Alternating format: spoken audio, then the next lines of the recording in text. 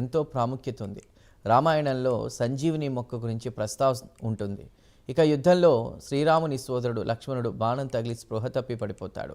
లక్ష్మణుడు తిరిగి ఆరోగ్యంగా బయటపడాలంటే సంజీవిని మొక్క యొక్క ఔషధంతో చికిత్స చేయాలని వైద్యులు సూచిస్తారు.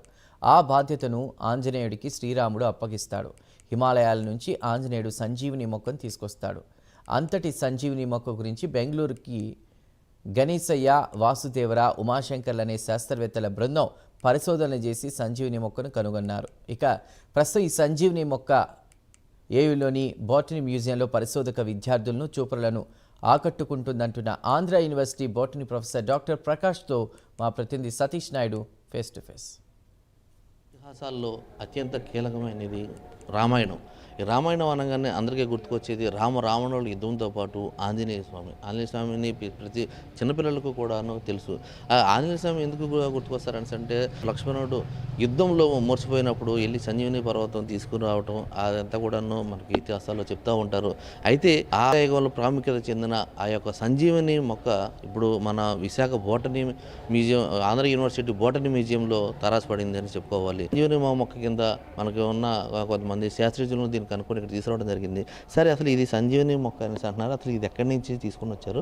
అసలు దీని మీద ఎవరు దీని మీద పర్యవేక్షణ చేశారు సార్? ఈ మొక్కను మేము ఈస్టర్న్ ఘాట్స్ ఫారెస్ట్లో నుంచి ఎస్పెషల్లీ అరకు వ్యాలీ నుంచి కలెక్ట్ చేసామండి. ఈ మొక్క కామన్గా మన అరకు వ్యాలీ, పాడేరు, రంపచోడవరం, మారేడుమిల్లి ఇటువంటి ఏరియాలో గ్రో అవుతూ ఉంటుంది. మేము దీన్ని కలెక్ట్ చేసి ఫార్మాలిహైడ్లో ఫిక్స్ చేసామన్నమాట అండి. దానివల్ల అది క్లోజ్ అయ్యి కనిపిస్తూ ఉంటుంది. ఈ మొక్కని సంజీవని అని పిలవడానికి కారణం ఏంటంటే professor K N Ganeshaiah and his team, వాళ్ళు Bengaluru university agriculture university professors అన్నమాట అండి.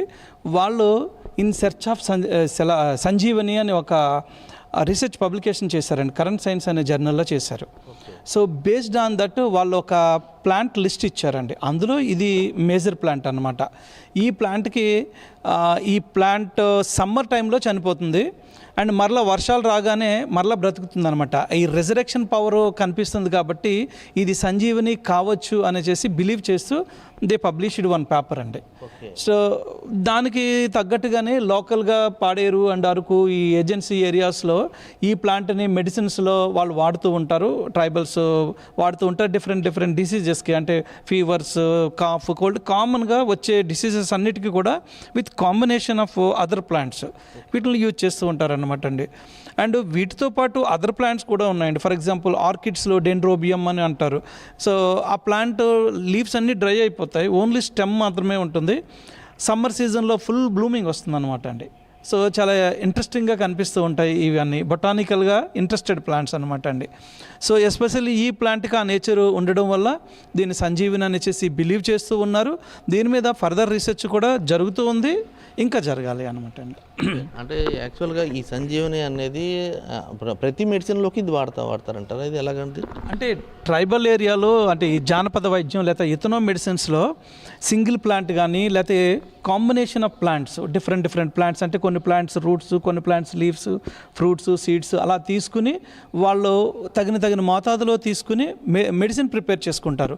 అంటే పౌడర్ రూపంలో కానీ లేదా అదే జ్యూస్ లాగా కానీ చేసుకుని ట్యాబ్లెట్స్గా కానీ అంటే ఉండల్లాగా చేసి పసుపు అద్ది దాన్ని తీసుకుంటూ ఉంటారనమాట అండి. 3 days మెడిసిన్గా ఇస్తారు. తర్వాత 3rd day మళ్ళీ అది మోషన్గా బయటకు వెళ్ళిపోయేలాగా కూడా వాళ్ళు ఇస్తూ ఉంటారనమాట అండి. ఎజ్జోడు లేదా లోకల్ ట్రైబల్ డాక్టర్ అనేసి పిలుస్తూ ఉంటారు. సో వాళ్ళు ఈ ప్లాంట్ని ఆల్రెడీ మెడిసినల్గా వాడుతూ ఉన్నారండి డిఫరెంట్ డిసీజెస్కి. ఆ హిస్టరీ ఉన్నది.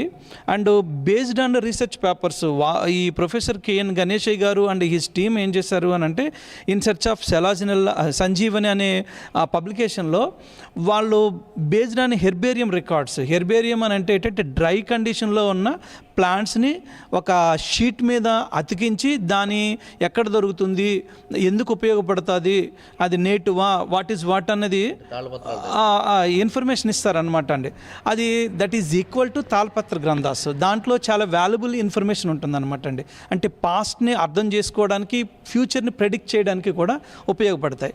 సో వాళ్ళు కూడా ఒక వెస్ట్ గోదావరి ఏరియాలో నుంచి కలెక్ట్ చేసిన ఒక సెలాజినలా బ్రయోప్టెరిస్ అనే ఒక మొక్కకి సంజీవని అనే పేరు ఉండడం వీళ్ళు ఏంటంటే ఈ మొక్క కావచ్చు అని అనుకున్నారు. ఈ మొక్కతో పాటు ఇంకా అదర్ ప్లాంట్స్ని కూడా ఇచ్చారండి.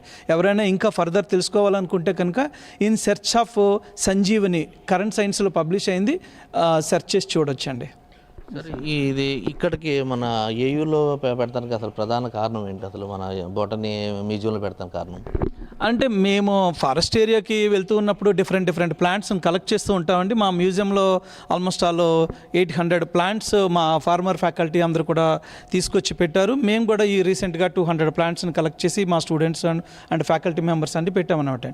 ఇలా పెట్టడానికి కారణం ఏంటి అని అంటే థియరిటికల్గా చదివిన దాంట్లో ప్రాక్టికల్గా ఇక్కడ చూస్తారన్నమాట అండి. ఇప్పుడు సెలాజినెల్లా సంజీవని గురించి ఉన్నామండి, ఇంకా చాలా ప్లాంట్స్ ఉంటాయి, వాళ్ళు థియరీలో చదువుతారనమాట ఎగ్జాంపుల్స్ కానీ. ఆ ఎగ్జాంపుల్స్ అన్నీ కూడా మాకు ఇక్కడ కనిపిస్తాయి, వాళ్ళు డైరెక్ట్గా వచ్చి చూస్తారు, వాటిని టచ్ చేస్తారు అండ్ వాటిని అబ్జర్వ్ చేసుకోవడానికి కూడా ఉపయోగపడుతుందండి. అండ్ ఇంకా మీకు ఒక మాట చెప్పాలి అని అంటే తాళపత్ర గ్రంథాలు అందరూ కూడా తాటి చెట్టు నుంచి తయారు చేశారు అనుకుంటూ ఉంటారు. కొరీఫా అనే ఒక ప్లాంట్ ఉందండి, దాన్ని శ్రీతాళము అని అంటారనమాట. దాని లైఫ్లో ఒకేసారి ఫ్లవరింగ్ వస్తుంది. అవి ఎక్స్టెంట్ అయిపోయి ఓన్లీ కొన్ని ఏరియాల్లో మాత్రమే దొరుకుతున్నాయి. ఈ మధ్య గుంటూరు ఏరియాలోని ఫ్లవరింగ్ వస్తే మన వాళ్ళు దాన్ని ఫొటోస్ తీసుకుని దాన్ని పబ్లిష్ చేశారు కూడా. బొటానికల్ సర్వే ఆఫ్ ఇండియా ఒక టీము దాన్ని కొరీఫా అనే చేసి పబ్లిష్ చేశారనమాట.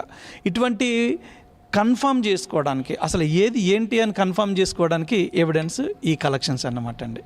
Yes sir. ఇది మనం చూసుకున్నాము. సంజీవని అంటే ఆ మొక్క చనిపోయినప్పటికీను మళ్ళీ అది తనంతట దాన్ని ప్రాణం పోసుకుంటుంది కాబట్టి దాన్ని సంజీవని అంటారు. ఇది అన్ని విధాలుగా కూడాను అంటే ఏ మెడిసిన్స్ అన్నా కానీ ఇది కంపల్సరీ వాడతారు కాబట్టి దీన్ని సంజీవనిగా అంటారు. దీన్ని తీసుకుని వచ్చి మనం ఆంధ్ర యూనివర్సిటీలో ఇలా పెడతాము. అందరూ చూపర్లకు కూడాను మ్యూజియంలో ఏర్పాటు చేయడం జరిగింది. ప్రతి ఒక్కరు చాలామంది వస్తున్నారు, చాలా క్యూరియాసిటీగా దీన్ని చూసుకుంటూ వెళ్తున్నారు. ఇది ప్రతి చూపర్లకి కూడాను ఆస్వాదాన్ని కల్పిస్తుంది అంటూ కూడా మనకు క్యూరేటర్ ప్రకాశ్ వంతో చెప్తా ఉన్నారు. Cameraman Srinivas, Satish Naidu, prime news, Visakha.